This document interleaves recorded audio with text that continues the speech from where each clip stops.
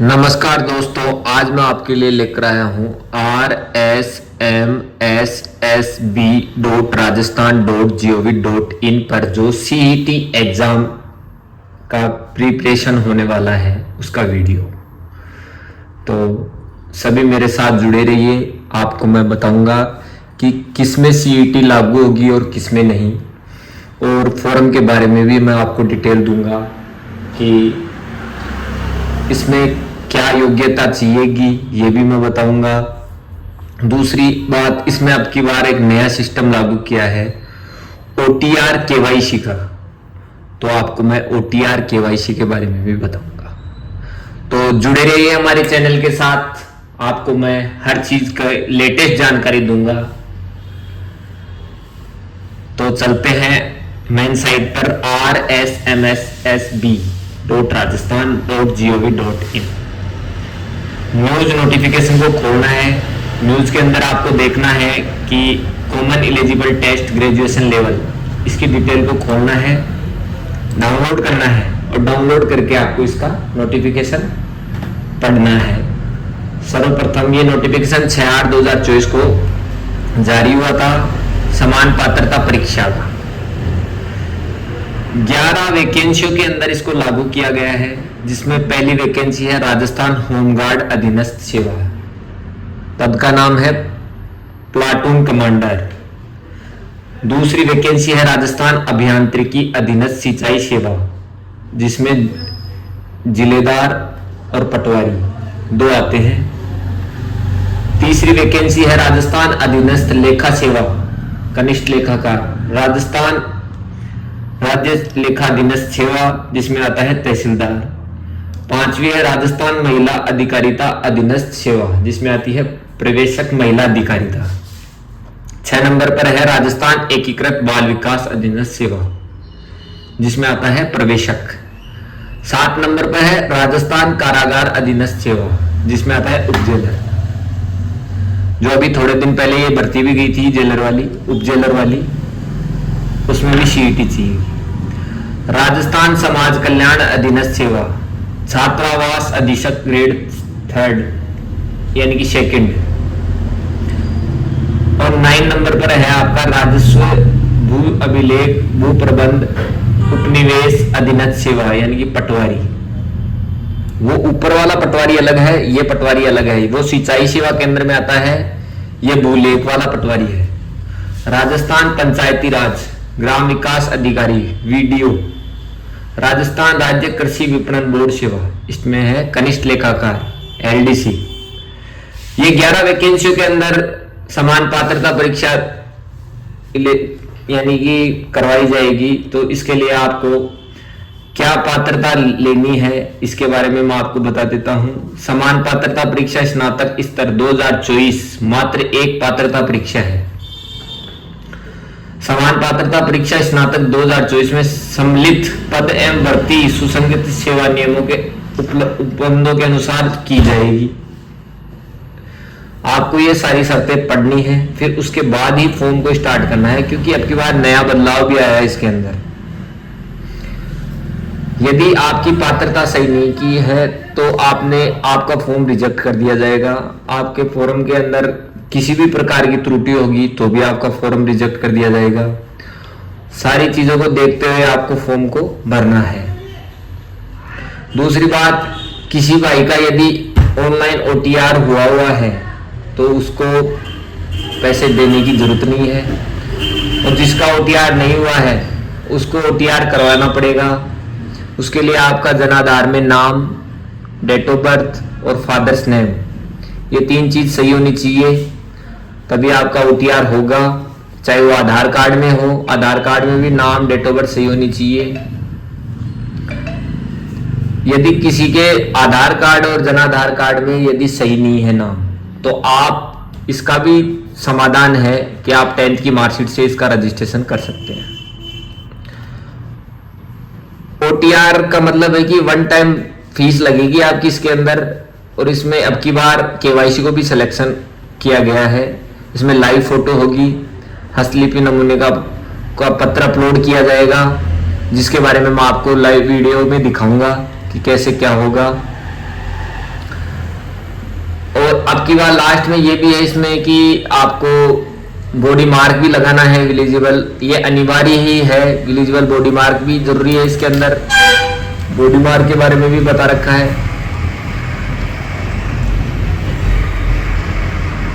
मूल निवास प्रमाण पत्र डिजिट लॉकर के माध्यम से 10वीं की मार्कशीट से जोड़ने का विकल्प भी है इसके अंदर।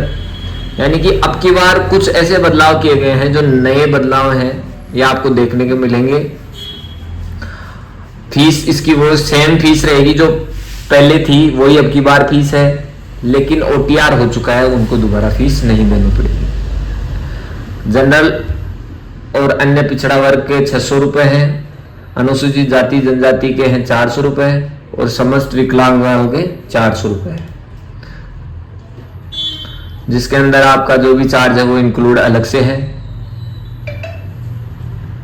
तो सभी भाइयों से मेरा निवेदन है कि पहले विज्ञप्ति को ध्यानपूर्वक पढ़ें, फिर उसके अनुसार ही आपको फॉर्म भरना है।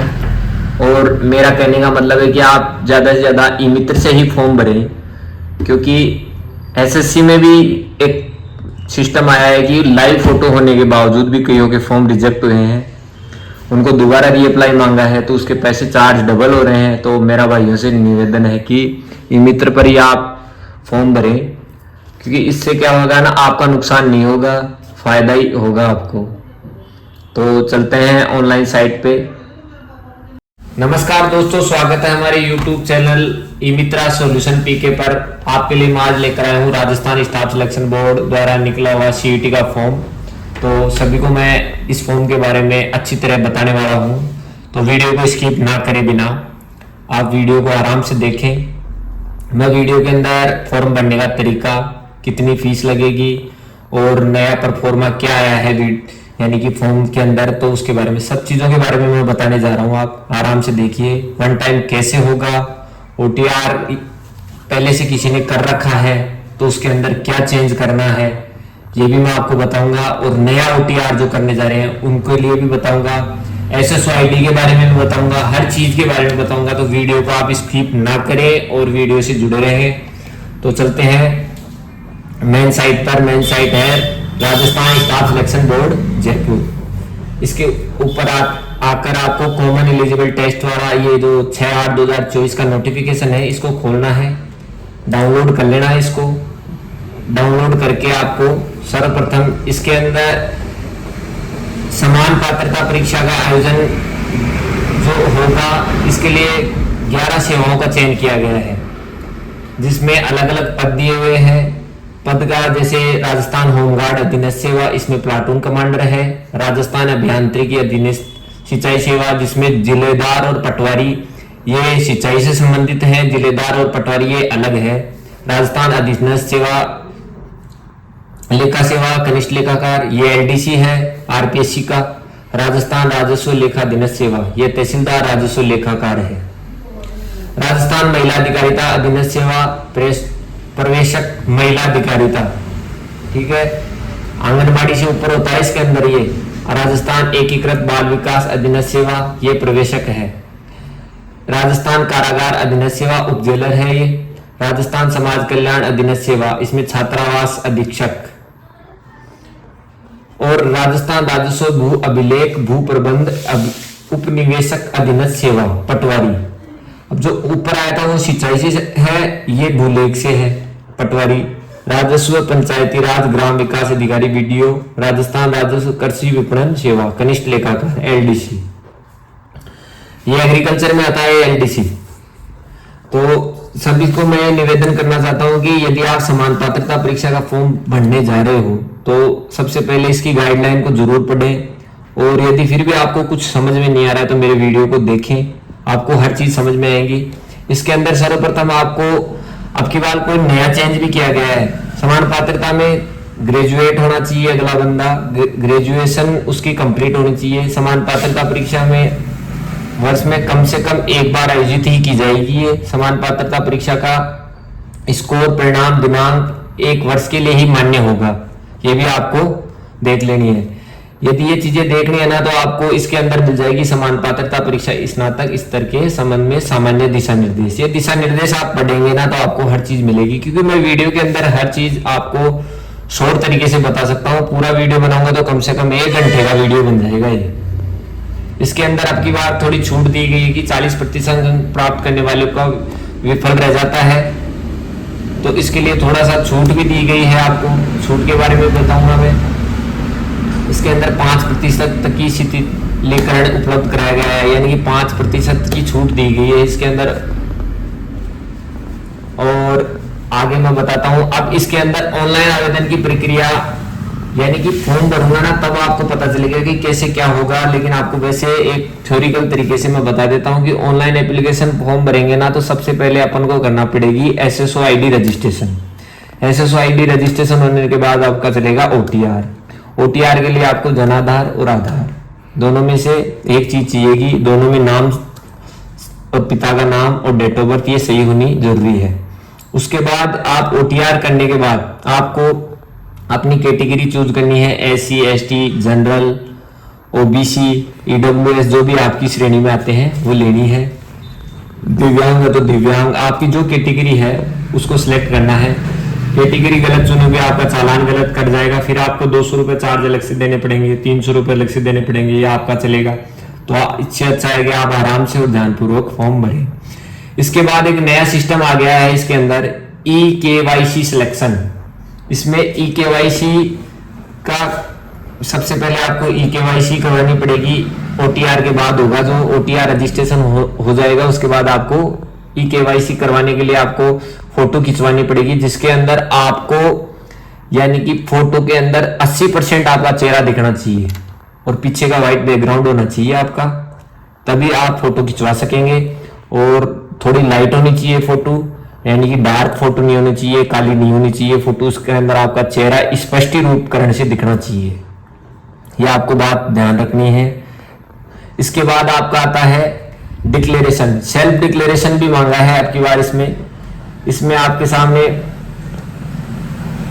OTR one time registration screen पर हैंड राइटिंग के अंतर्गत सैंपल फाइल का भी लिंक मिलेगा आपको। इसके अंदर ये सैंपल फाइल का लिंक है ना, इसके अंदर OTR हो जाता है और उसके बाद KYC हो जाती है। उसके बाद आपको हैंड राइटिंग भी अपलोड करनी पड़ेगी। हैंड राइटिंग आपकी जिस भाषा में, जैसे हिंदी है तो हिंदी और इंग्लिश है तो इंग्लिश, दोनों में से एक भाषा में से आपको भरना है उसको।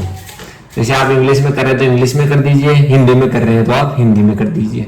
दोनों में से एक भाषा के अंतर्गत आप उसको लिख के अपलोड करना है। उसके अंदर आपको अपनी SSO ID, सिग्नेचर और टाइम दोनों अपलोड करने हैं। ये चीज अपलोड करनी है आपको।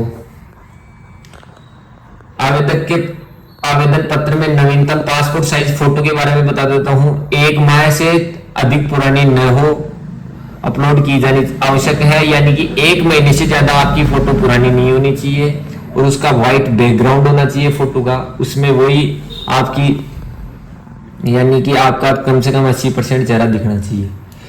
इसके बाद आपको विजिबल बॉडी मार्क भी लगाना अनिवार्य है, क्योंकि अब की बार बॉडी मार्क भी चेक किया जाएगा कि आपके विजिबल बॉडी मार्क भी दिखाओ कि आपने क्या लगाया। जैसे किसी के चेहरे पे तिल होते हैं, किसी के कट का निशान है, तो आपको ये चीजें आपको दिखानी है। OTR होने के बाद आपको इसकी फीस के बारे में बता देता हूं मैं आपको कि इसमें कितनी फीस लगेगी। इसमें आप ई-मित्र के माध्यम से काटोगे तो आपके 600 रुपए और उसका चार्ज अलग से लगेगा, और SC ST वालों के लिए भी 400 और उसका चार्ज अलग से लगेगा, और समस्त दिव्यांग उसका चार्ज अलग से लगेगा चार्ज।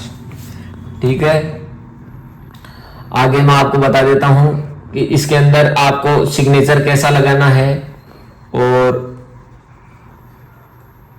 सिग्नेचर का उसका और परफॉर्मा दिखा देता हूं मैं आपको कि कैसे क्या होगा। इसमें आयु सीमा के बारे में मैं आपको बता देता हूं। 18 वर्ष से लेकर 40 वर्ष तक के इसमें भर सकते हैं फॉर्म। इसके अंदर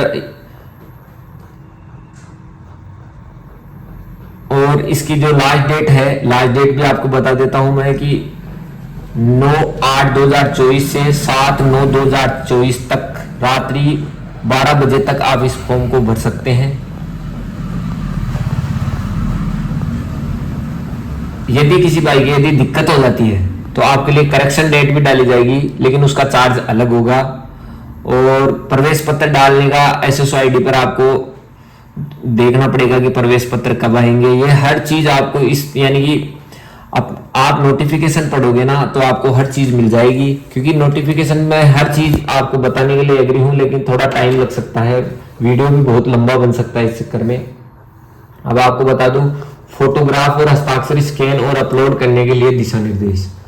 इसके लिए आपको स्पष्ट, आप फोटोग्राफ और हस्ताक्षर आपकी स्पष्ट होने चाहिए, नहीं आपका फॉर्म अस्वीकार किया जा सकता है। नवीनतम रंगीन फोटो होनी चाहिए, 1 माह से ज्यादा पुरानी फोटो नहीं लेगा अगला। मोबाइल या अन्य रचित फोटो द्वारा आपको अपलोड नहीं करनी है इसकी, और उसका बैकग्राउंड सफेद हल्के रंग का होना चाहिए, और कम से कम भी 50 या 60% उसका चेहरा घेरना चाहिए, तब जाके आपको फोटो अपलोड करनी है। आपको साइन भी इसी प्रकार करने हैं। A4 के कोई कागज, व्हाइट कागज पे आपको 7 सेंटीमीटर चौड़ा और 2 सेंटीमीटर ऊंचा एक आयताकार बॉक्स में आपको काले या नीले पेन से आपको साइन करने हैं। और यानी कि साइन आप जो करते आ रहे हैं वही करने हैं आपको। इंग्लिश, हिंदी, ये आप थोड़ा सा इस चीज का जरूर ध्यान रखें।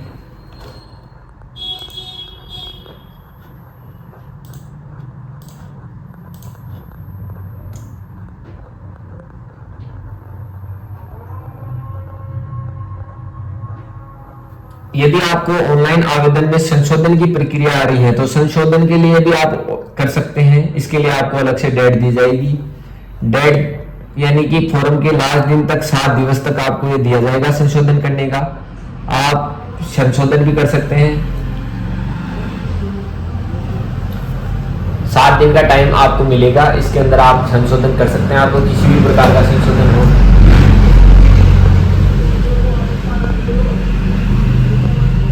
आपको इसी PDF के अंदर आपको सिलेबस भी आपको मिलेगा कि समान पात्रता परीक्षा में कौन सा सिलेबस आएगा और कितने नंबर का आएगा, या आपको हर चीज आपको इस सिलेबस के अंदर मिल जाएगी। इसका PDF आप मेरे इसमें अपलोड कर दूंगा तो आपको यहाँ पर सिलेबस भी मिल जाएगा। हर चीज आपके लिए उपलब्ध कराऊंगा। ये यानी कि आप हमारे वीडियो से जुड़े रहे हैं। और अब वीडियो में आपको ऑनलाइन वीडियो, पूरा वीडियो दिखाता हूं कि फॉर्म कैसे भरना है, कैसे रजिस्ट्रेशन होगा, ये सब चीजें मैं आपको दिखाता हूं। तो चलते हैं अपने डेस्कटॉप स्क्रीन पर। तो आपको आ जाना है SSID पर। SSID डालनी है। SSID डालकर आपको इसको लॉगिन करना है।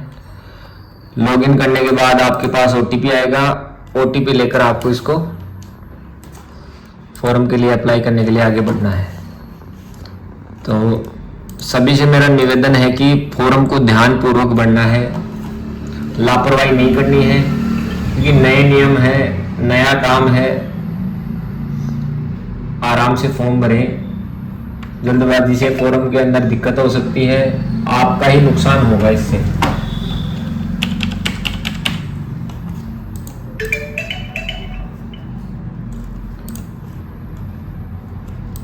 ये मित्र स्टार्ट होने के बाद आपको लिखना है कॉमन।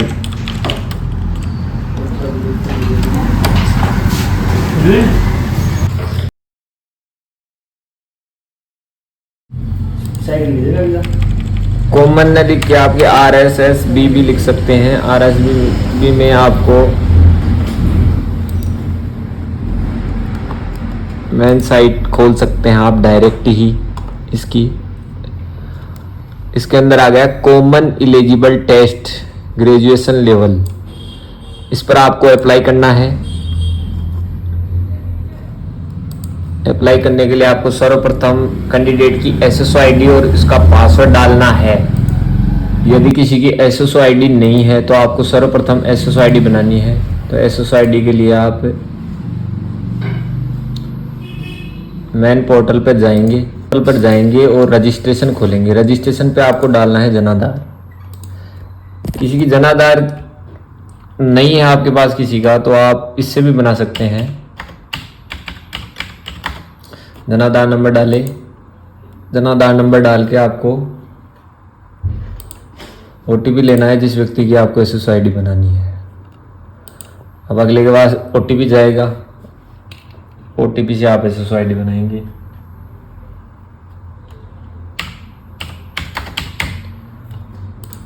ये देखो,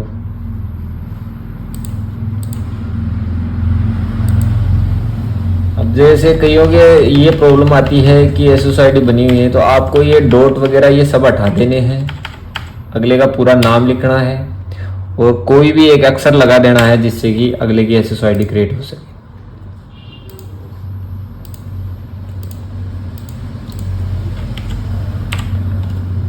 क्योंकि कईयों के डॉट के चक्कर में कई बार SSO ID नहीं बन पाती है। अब आजकल ये नया सिस्टम आ गया कि SSO ID में क्या करें, मोबाइल नंबर नहीं लग रहे हैं तो आपको SSO ID बनाते टाइम अगले का नाम, जैसे फर्स्ट अक्षर तो बड़ा और सारे बाकी छोटे, और अगले की सन वगैरह या ईयर वगैरह आप डाल सकते हो, जिससे क्या है ना, परेशान होने की जरूरत ही नहीं अगले को कि हाँ भाई पासवर्ड है अपने पास।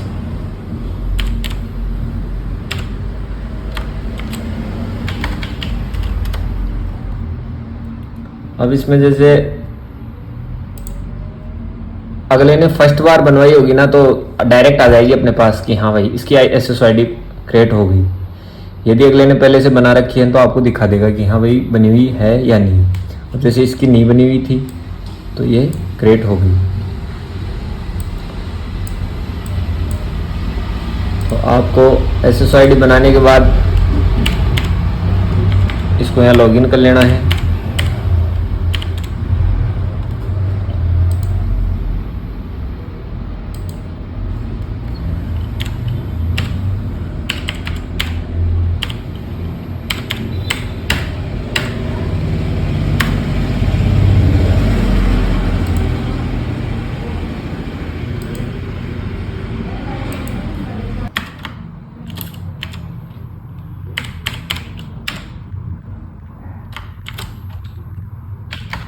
अब आप इसको लॉगिन कर लें।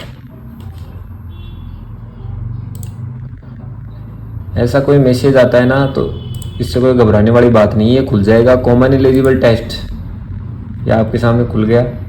ओके, अब वन टाइम पे जाएंगे अपन सीधे डायरेक्टली। वन टाइम पे जाने के बाद are you Rajasthan resident candidate, yes, इसको यस करना है। यदि कोई बाहर का कैंडिडेट इस फॉर्म को भर रहा है तो इसको नो करना है, यदि राजस्थान का है तो यस ही करना है, इसको नो नहीं करना है।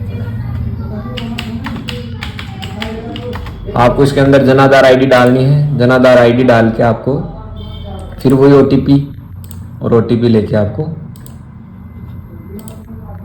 वेरीफाई करना है। आपको हर स्टेज बताता चलूंगा मैं, वीडियो को स्किप ना करके आप देखते रहिए, हर चीज मिलेगी आपको। अब आपको 10th की मार्कशीट से इसका बायोडाटा मिला लेना है, जिससे क्या है ना कि इसकी डिटेल वगैरह सही हो। यदि गलत होगी तो आपके प्रॉब्लम आगे जाके हो जाएगी, क्योंकि इसका चालान और पे करना पड़ेगा, फिर आपको दोबारा पैसे देने पड़ेंगे। तो आपको पहले इसके नाम वगैरह 10th की मार्कशीट से मिला लेने हैं। तो आपको इसको आधार कार्ड से करके देखना पड़ेगा, क्योंकि जन आधार में इसके फादर का नाम गलत आ रहा है।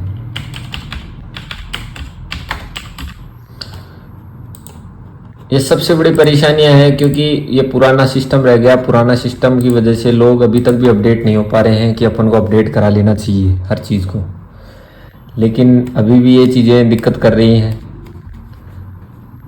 तो मेरा सभी से निवेदन है कि आप जनाधार, आधार और आपका जो भी पैन कार्ड, ID वगैरह जितनी भी हैं सब अपडेट करा के रखिए, क्योंकि कोई भी चीज़ कहीं पे भी ज़रूरत पड़ सकती है आपकी। तो मेरा सभी से निवेदन है कि आप इस चीज़ को ज़रूर ध्यान दें।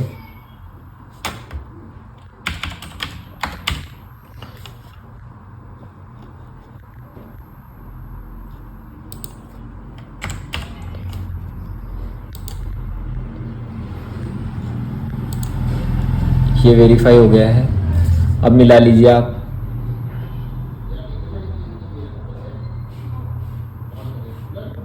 सही है, ये मैंने मिला ली। अब इसके अंदर आपको मोबाइल नंबर वगैरह डालने हैं।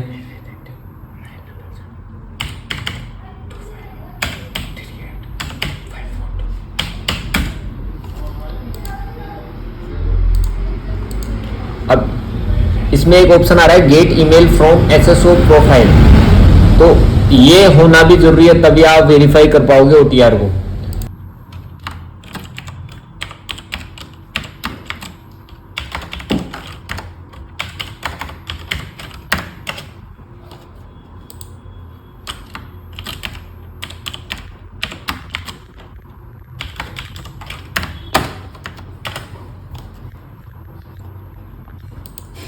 ये देख लो खुल गई है एसएसओ आईडी का मेन प्रोफाइल। इसको अपडेट करना है आपको।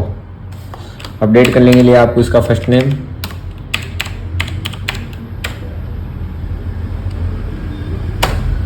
मिडिल नेम यही डालना है आपको, लास्ट नेम लास्ट में डालना है। ये सही है, ये सही है। आपको इसके अंदर मोबाइल नंबर डालने हैं कैंडिडेट के।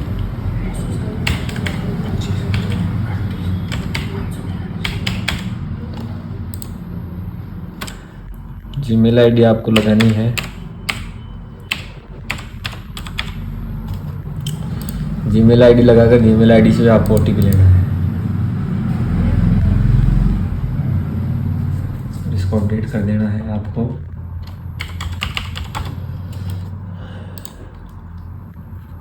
ओटीपी वेरीफाई करने के बाद इसको अपडेट कर दें आप। अब आपकी एसएसओ प्रोफाइल एकदम कंप्लीट है। अब एसएसओ प्रोफाइल कंप्लीट है तो यहाँ gate email ID from SSO profile ये आ रहा है, इसको गेट कर लीजिए आप। यहाँ आपके सामने जीमेल आईडी है जी, ये आ गई जीमेल आईडी यहाँ पे। अब आप मिला सकते हैं डिटेल वगैरह, कोई दिक्कत नहीं। ये बाद में आपको दोबारा पे करना पड़ेगा पेमेंट, क्योंकि पे करने का कारण ये है कि गलत होगा तो आपको देना तो पड़ेगा पेमेंट।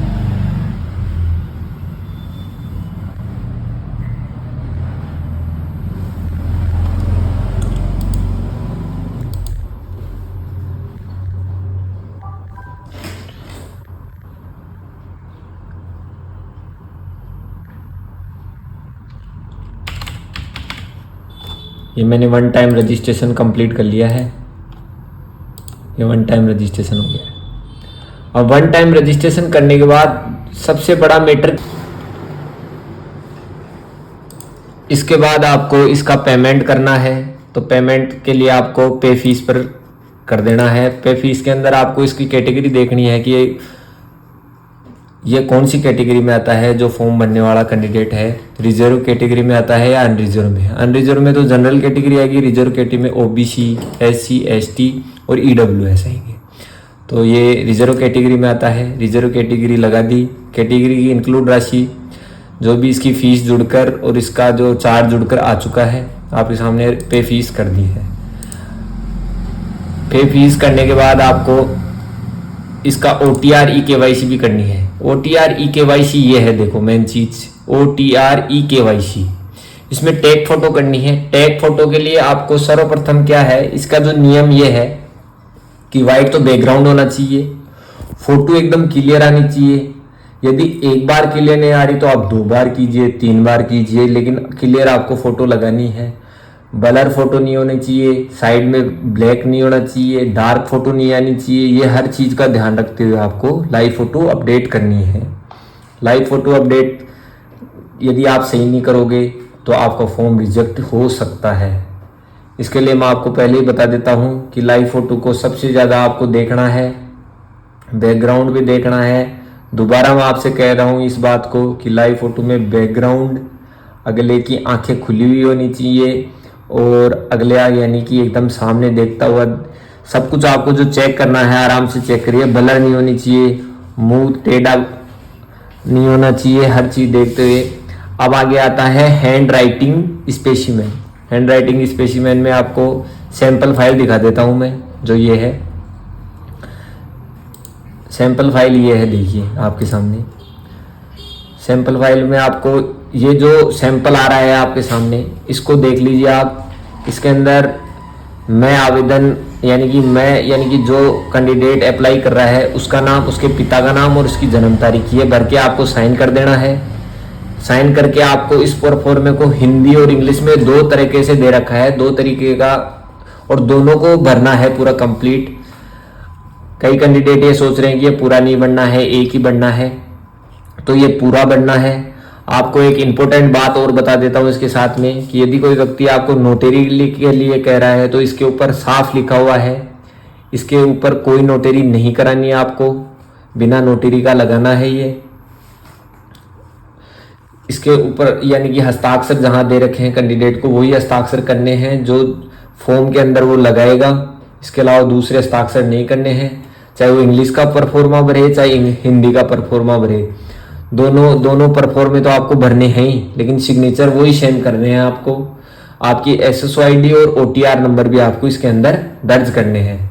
तो ये ध्यान देने योग्य बातें हैं जो आपको पूरी कंप्लीट, और इसको कंप्लीट करके आपको यहाँ अपलोड कर देना है। यहाँ अपलोड होने के बाद आप सबमिट eKYC कर सकते हैं। तो ये मेरा जो आपसे निवेदन है कि इस जो ये मेन चीज है OTR eKYC, इस पर आपको सबसे ज़्यादा ध्यान देना है। आगे मैं आपको फॉर्म फिल करूंगा तब आपको हर चीज़ बताऊंगा कि कैसे क्या करना है, लेकिन इन दो चीज़ों का ज़्यादा ध्यान देना है आपको, जो एक तो ये हैंड राइटिंग वाला और एक लाइव फोटो वाला। तो सभी से मेरा निवेदन है कि वीडियो में जुड़े रहें। आगे मैं आपके लिए ऑनलाइन वीडियो तैयार करके दिखा रहा हूँ। नीचे जो ये आ रहे हैं verify secondary marksheet roll number, ये नॉन मैंडेटरी है, इसको कोई करना जरूरी नहीं है कि आप इसके लू में रहो कि हाँ भाई करना ही है। तो आपको ये नहीं करना है, कुछ भी नहीं करना है। क्वालिफिकेशन डिटेल भी नहीं करनी है, बोनाफाइड भी नहीं, कास्ट भी नहीं, डिसेबिलिटी भी नहीं, मैरिज सर्टिफिकेट भी नहीं, पुलिस चरित्र भी नहीं और बैंक डिटेल भी नहीं, ये कुछ भी नहीं करना है आपको फोटो और इसका सैंपल मैं भी अपलोड करके दिखा रहा हूँ। तो जारी रखिए इस चीज़ को। ये देख लीजिए ऑनलाइन फोटो, यानी कि लाइव फोटो मैंने खींच लिया है और हैंड राइटिंग में ये लगा दिया है, हैंड राइटिंग स्पेसिमनी।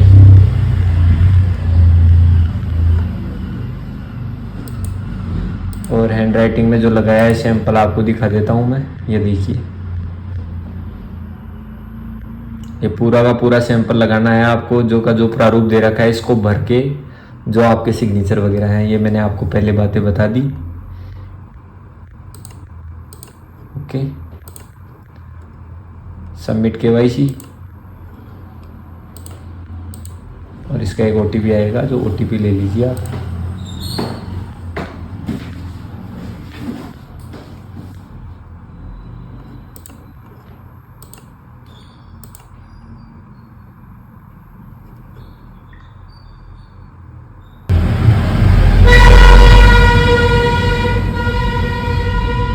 तो प्रारूप को तैयार करते हैं, तैयार करके आपको आगे बताते हैं कि कैसे क्या होगा।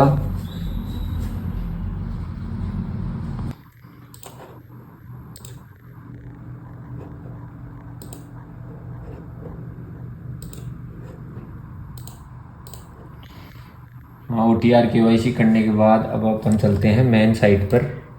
तो सब काम कंप्लीट कर लिया है मैंने, अब आपको दिखाता हूँ मैं मेन साइट पर फॉर्म भरना। मेन साइट के लिए वही आपको SSO-ID लगानी पड़ेगी।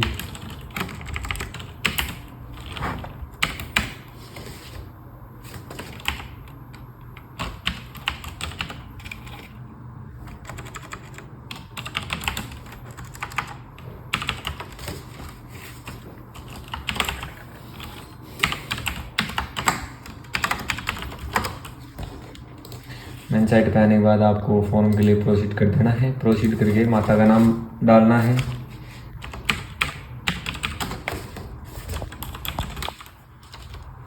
माता का नाम डालने के बाद आपको कैटेगरी में OBC है तो OBC, SC है तो SC, ST है तो SC, जनरल है तो जनरल, EWS हो तो EWS। आपको जो भी कैटेगरी है वो ले लीजिए।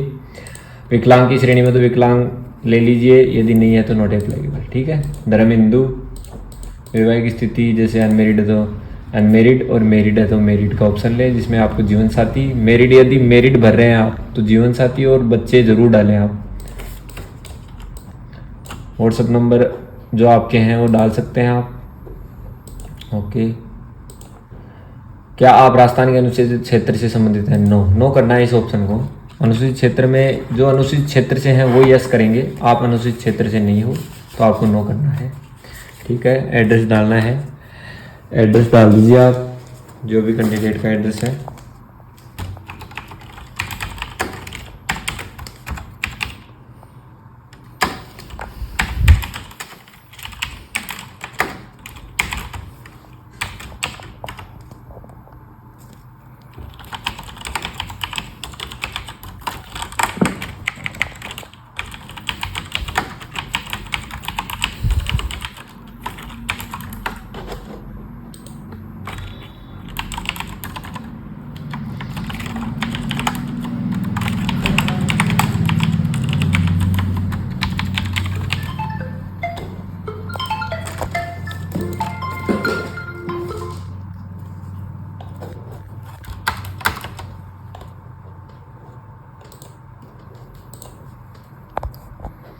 ओके, राजस्थान स्टेट आपको जो भी है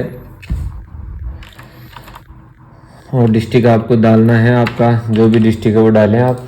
डिस्ट्रिक्ट डालने के बाद आपको यहाँ पूर्व स्थापित, ये settled in India from other country, पूर्व स्थापित देश, नो, क्योंकि अपन तो फिर भी इंडिया से ही हैं, अपन को तो इंडिया में रहना है। क्या आप उत्कृष्ट खिलाड़ी हैं तो आप यस कर सकते हैं, नहीं है तो नो करें। क्या आप राज्य कर्मचारी हैं, नो। और एडिशनल कोई भी आपके पास एनसीसी क्रेडिट, कोई भी आपके पास जैसे किसी पंचायत में लगे हुए हों संविदा पर या कुछ भी होना, आप तो इसको यस करें और यस करके आप इसमें डाल दें अपना जो भी है आपके पास। अब आपको मैं क्वालिफिकेशन बढ़ देता हूँ इसकी।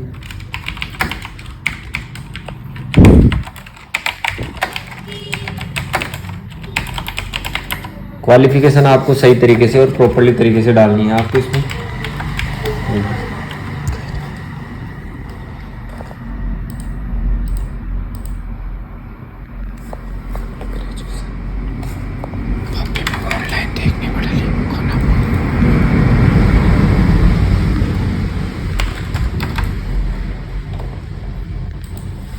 ग्रेजुएशन डालने के बाद आप 10th डालनी है आपको, फिर 12th डालनी है।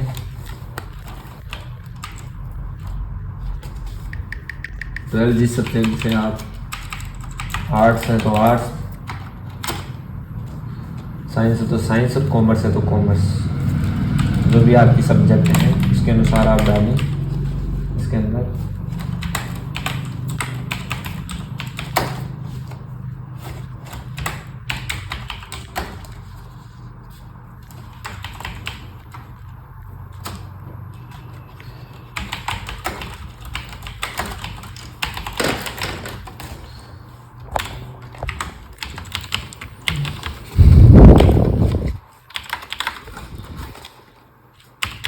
सब चीज़ डालने के बाद आपको इसको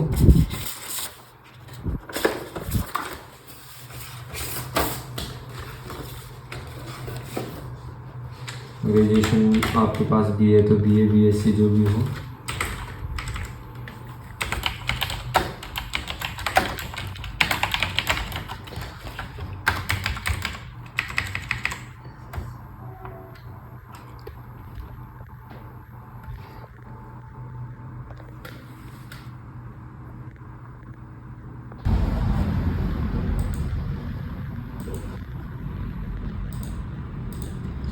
पूरी कंप्लीट ग्रेजुएशन लिखने के बाद आपको इसको नेक्स्ट करना है। नेक्स्ट करने के बाद आपको इसके फ़ोटो साइन, इसमें साफ लिखा है नवीनतम पासपोर्ट साइज रंगीन फ़ोटो 1 माह से अधिक पुरानी ना हो ही अपलोड करें। अब आपको पता होना चाहिए कि नई फ़ोटो होनी चाहिए। अब 1 महीने से ज़्यादा पुरानी फ़ोटो होनी नहीं चाहिए।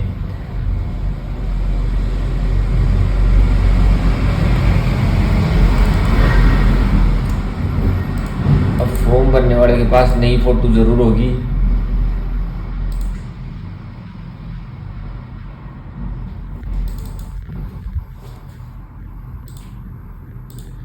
फोटो लगाइए वाइट बैकग्राउंड में और वाइट बैकग्राउंड की फोटो लगाकर आप इसको सबमिट मारिए,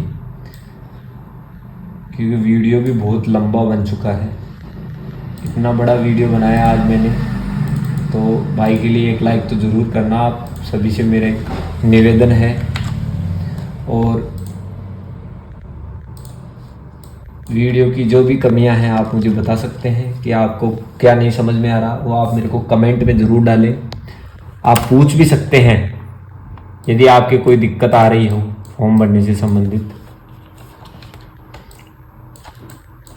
फ़ोटो बनाने का तरीका भी मैं आपको दिखाने जा रहा हूँ कि फ़ोटो कैसे कहाँ क्या बनाई जाती है। सारी चीज़ आपको दिखाते हुए मैं आपके सामने सबमिट कर रहा हूँ।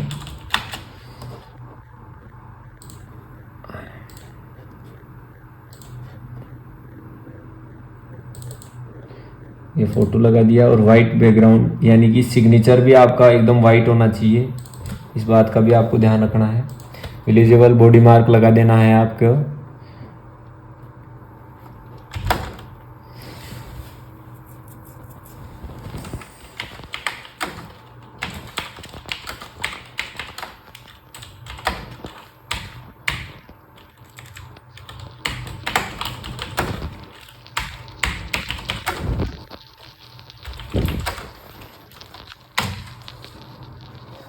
ये लो, ये फॉर्म एकदम कंप्लीट।